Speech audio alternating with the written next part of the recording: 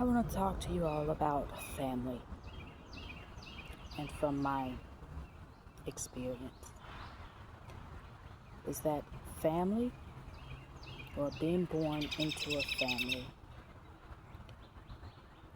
a dysfunctional family, which we all have some level of dysfunction in our families.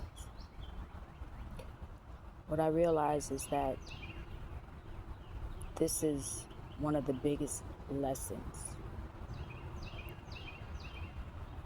that I learned, how to set boundaries, protect myself, and to love myself.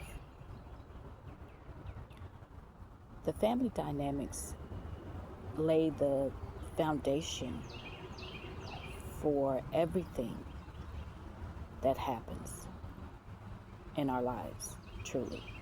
And it is one of those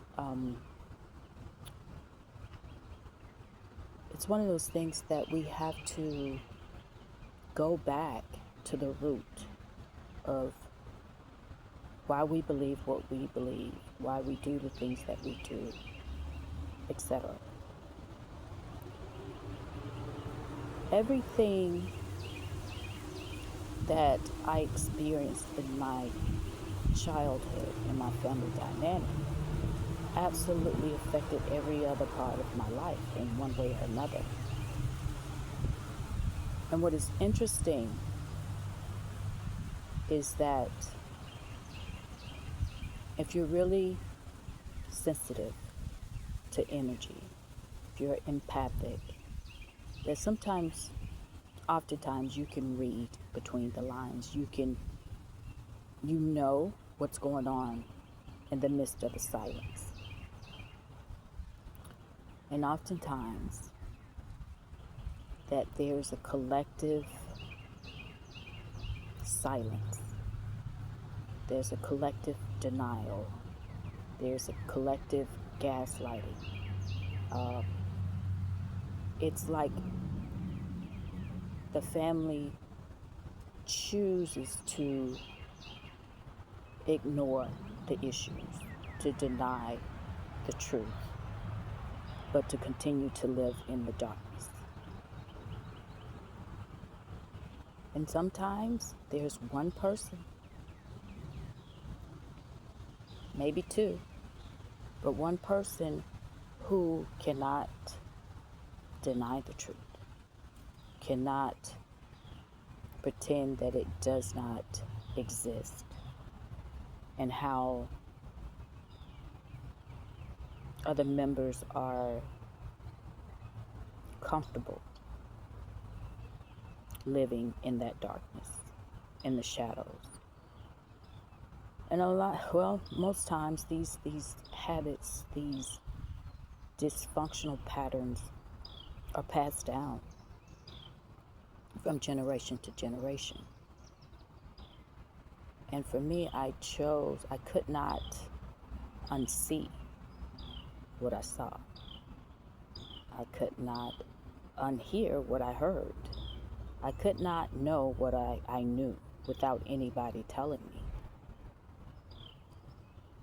But there comes a point when I realized that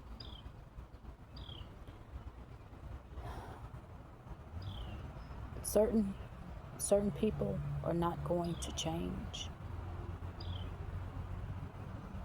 They're not going to change. They're going to brush things under the rug. And if you bring it up, mention it, and then it's like you're the problem. Like you're the problem for bringing it up. And then there's, again, gaslighting, there's denial, become the scapegoat, and at some point you have to realize, like, okay, these people are choosing not to um, acknowledge the truth, the pain, betrayal, um, any abuse. They could say, if you're abused, then they say, well, it was discipline. If you were ignored, I was busy. I had other things to do. Like there's a disregard for your well-being. It's like there's no acknowledgement of the dysfunction. And that's because that means that by bringing it up, by putting it on the table, that everyone will have to face the darkness that is in the family and the part that they've played in keeping this dysfunction, these patterns going.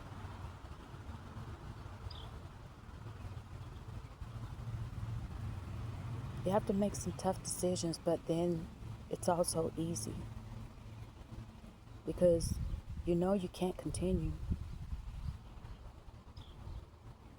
You can't continue on the same path that you've been on.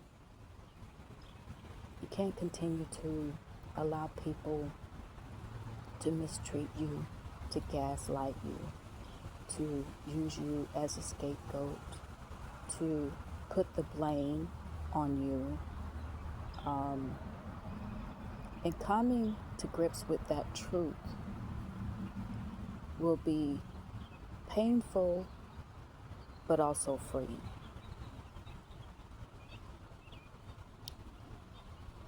But that's why it's one of the biggest lessons is to see things for the way that they are, understanding that every member of your family is there to teach you something. They're lessons, more lessons than blessings. And take the lessons. Adjust yourself, your life, your thoughts, your mindset, your behavior to something different, something more positive that will be more in alignment with who you truly are. A lot of times in dysfunctional families that it's like you're silenced. It's kind of like you shrink in a way because being truly yourself irritates them. So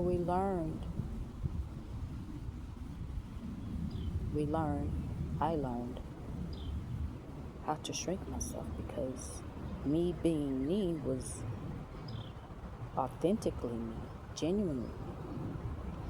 genuinely myself was too much.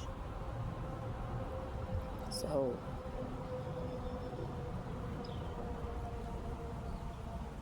making the decision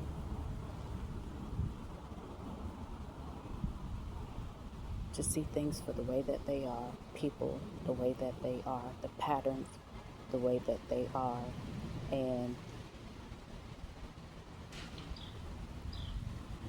act accordingly, proceed with making the necessary changes for your life.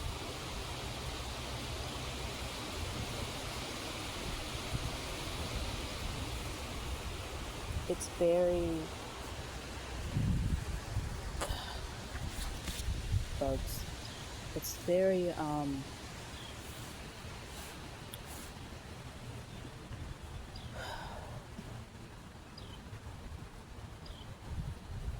it's very disheartening.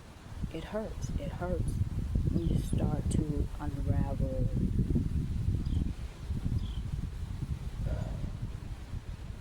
the web that was woven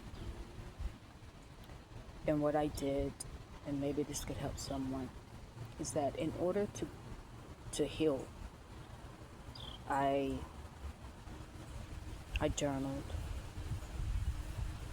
but I also had a picture of each member, and I spoke to them. I said everything that I wanted to say to them, because I know in person it's tried it too many times before, and I got pushback. Spiders. So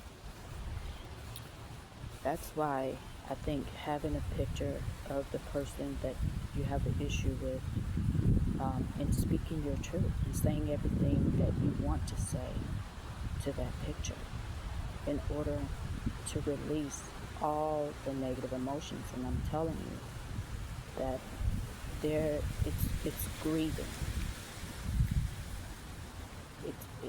It's a loss, because it's a loss of all the things I wanted and didn't have. It wasn't the physical things, it was the mental and emotional support. Realizing that you may not have had, the type of parents that you wanted and needed, or siblings and grandparents and cousins and all of that.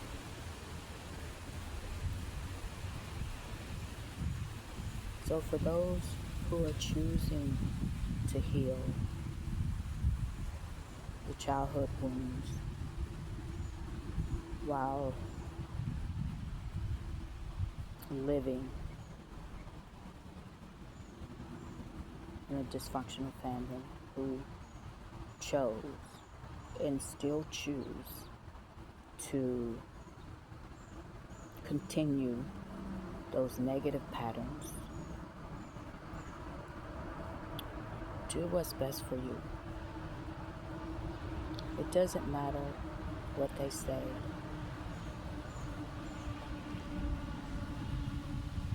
About you. What matters is what do you say about yourself. That's the only thing. It doesn't matter how they feel about you.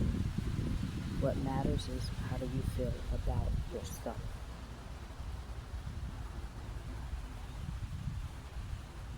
There is a grieving process to it.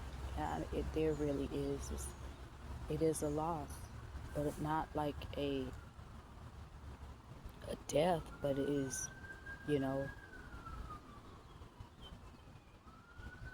like burying someone, right? 6 feet under, but it's more like they're still living, but there's a loss that things will not be the way that you desire them to be.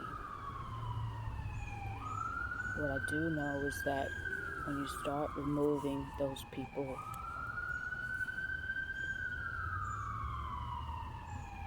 who doesn't have your best interest at heart, truly, who calls it love, but there's conditions with it, that new people will arrive in your life that will give you the unconditional love with no conditions and support. At first, you have to make room for it. You have to go through the process. And this process can literally take a while, because that grief, that loss can come up at any moment. You could be triggered by anything. And I know this to be true because I'm still dealing with some things to this day. And I've been on this healing journey, I could say most of my life, but very intentional since like 2012.